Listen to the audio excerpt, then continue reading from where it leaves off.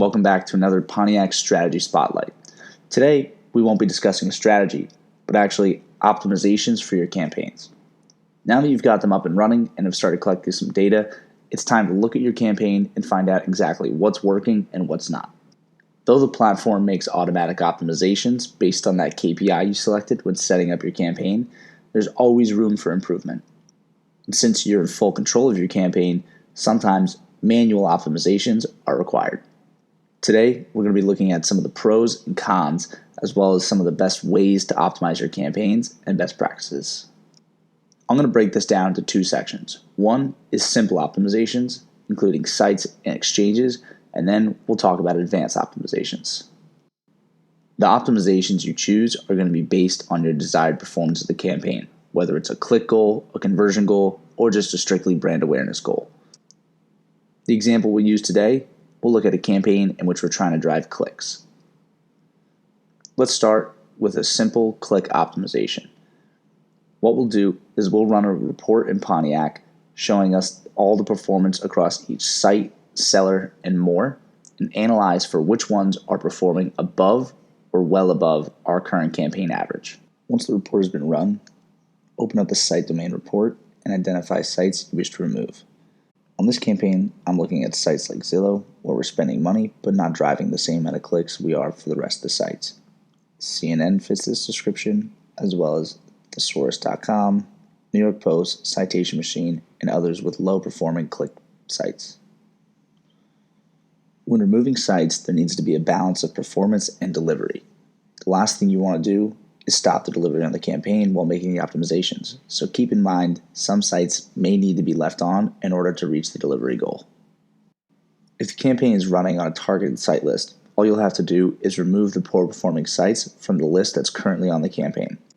If there's no site list attached, you'll need to select these sites and add them into a new custom site list.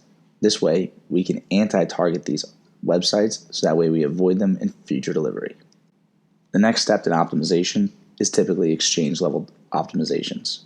This is going to be removing sellers in the inventory that aren't selling us good placements. Again, we're going to use that same threshold of the campaign average or above that remains on the campaign. From the same report we ran on the sites, we can identify sellers that aren't working for us. We're looking for exchanges that have high delivery but don't generate the same number of clicks that we would like to see. For this, we'll highlight the Google Ad Exchange, AppNexus Tier 2 Premier, Zillow Group, USA Today, and others like this. Exchanges should jump off the page. These are the ones that have extremely high delivery but don't register the same number of clicks as other exchanges. To remove an exchange, select the line item and then enter the targeting section.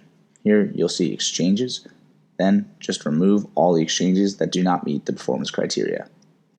Most campaigns also run with multiple creatives. This could be creatives of the same size or different size creatives with different ad copy. Regardless of how they're being run, there's always room for creative optimization. Pontiac Quick Reports will give you detailed insight into which creatives are working better than others. We can then go to the campaign and remove the creatives that are not performing as well as the rest. Whether it's a specific size that doesn't seem to be working, or whether it's one version of the creative that just doesn't work as well as the others, you can still remove each one from the campaign and focus delivery on the ones that are currently working. Another very important optimization aspect is going to be the geo-targeting. If you're targeting a nationwide campaign, there's most likely going to be hotspots of delivery and performance across the country specific to a location. Whether it's a specific set of zip codes, a specific state, you'll have the ability to readjust the campaign to focus delivery into those areas. For this campaign, we're going to look at the geo-region portion of the report and identify low delivery and low performance areas. For the most part, this campaign performed very well all across the board. You'll notice as we start to trickle down to the lower number of clicks, we'll start to see where we can trim some fat from the campaign. This would include states like Delaware, Kansas, as well as Arkansas, Idaho, Maine, Mississippi, and more. Now that you have a grasp of the simple optimizations, you can move on to more advanced optimizations to keep the campaign performance improving. Here, we're going to look at creating reports to revolve around device type, your audience, as well as day parting. Let's start with device type. For campaigns that are delivering across multiple devices such as desktop and laptop, mobile phone, and tablets, there's always room to improve. For click campaigns, you can optimize across all different devices as all devices click very frequently.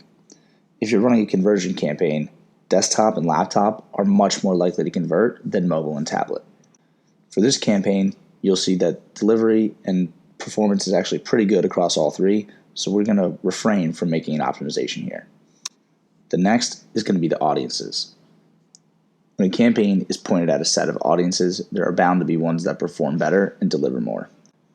We'll want to find audiences that, again, fall below our average threshold for click-through rate. For this, you'll be looking at the segment performance portion of the campaign reports. This will show you all the different audiences you're currently targeting, as well as the performance resulting from each one. Once you've identified these audiences, you'll need to go into the campaign and remove the ones from delivery. One key thing here to remember with audiences is that even though one may be performing less, it may be taking up the majority of the delivery. In a situation like this, you need to be mindful on whether to remove that audience and sacrifice delivery, or actually removing that audience and finding replacements that can make up for the drop in delivery you may experience. The last optimization tip we're going to talk about today is time of day. If we're running a campaign and seeing all the performance focused at a certain portion of the day, whether it's morning, afternoon, night, or within a certain, we'll want to target delivery to those in order to increase the performance of the overall campaign. To do this, we'll need to run a more sophisticated report from the custom reporting section. For this, the custom report will need to be a log report, and we'll need to be able to select timestamp and clicks. This will show us all of the clicks that resulted from the campaign, as well as the timestamp of that click. Once you've identified the time of day that you wish to shift more delivery to, enter the line item, the targeting section, and select day parting. There, you can adjust the time of day that you're delivering to deliver your ads where more people are clicking.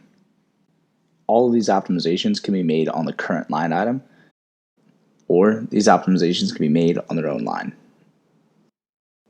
This allows you to make some slight changes to the line item without sacrificing much for delivery.